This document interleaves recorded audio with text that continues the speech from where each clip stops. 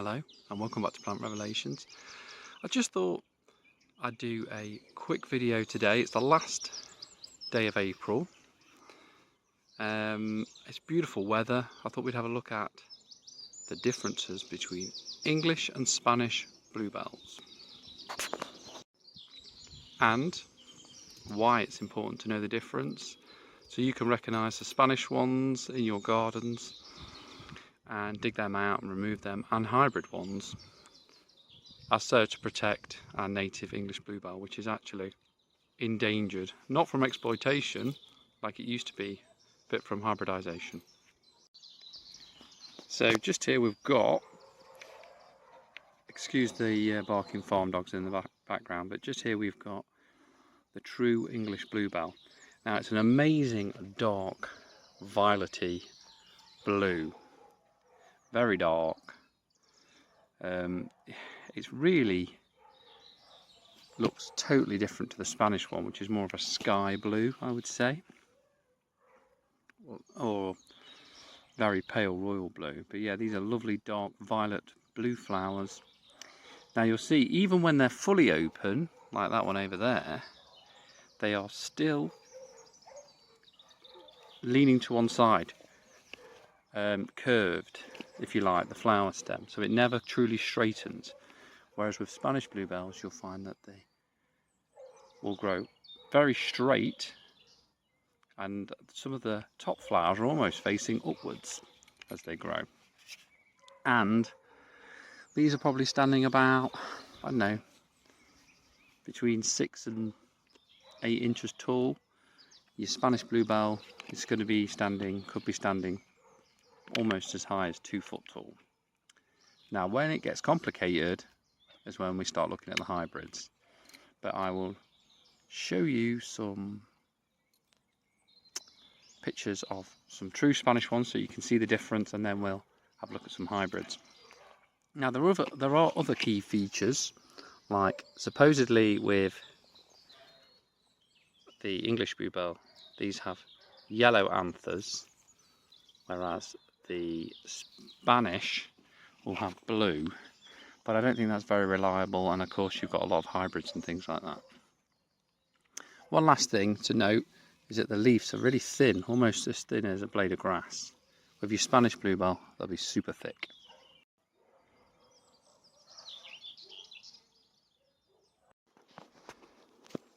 And of course the reason it's important that we don't let this hybridization happen between the English bluebell and the Spanish bluebell is because we'd lose sites like this. These lovely blue carpets. And again, you can see here, even with these mature ones, none of them are really over about, even in the shade where the lights and they're stretching for the light, none of them are really more than, I don't know, 9 to 10 inches absolute max.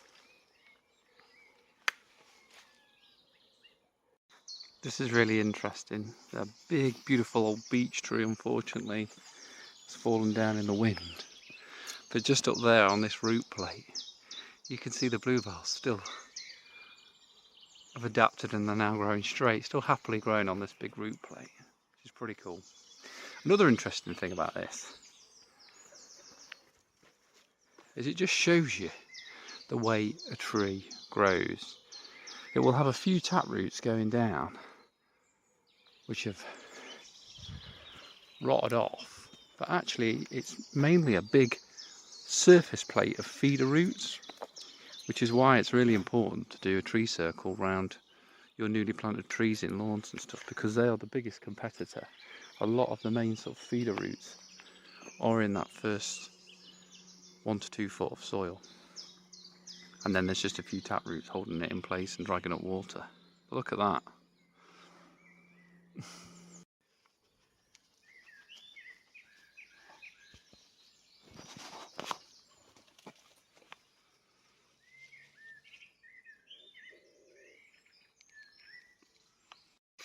This is a good example of some hybrid bluebells. In fact, there's 2 lots here. They're a much sky blue colour. You can see they aren't bent at the tips. The leaves are much thicker than a blade of grass. So this is what a hybrid would be. Unfortunately, this one's escaped into a hedgerow. So this is the true Spanish bluebell, and it's over knee height, almost 2 foot. You can see when it's finished flowering, it's almost completely straight. It's got really huge pale blue flowers, absolutely massive. And it's got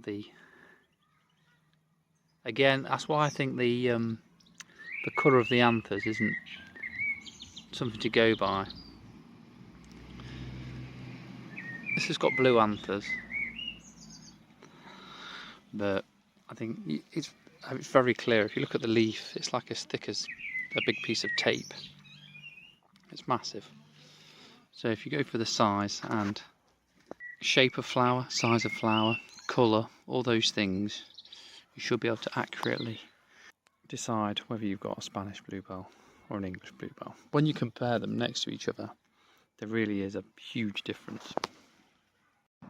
So to sum up, English bluebells have small, lovely, deep, dark blue flowers held on bent stems with grassy, thin-like foliage. Hybrids will have slightly thicker leaves, more sky blue in colour, often more upright, a lot taller. Spanish bluebells will be almost 2 foot. Huge, big bell-like flowers, sky bell-like flowers, and when they're open, they are completely straight. Really chunky looking things.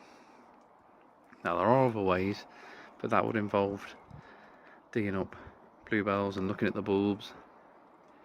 And as I say, the anthers, I think it can be tricky to tell, but in the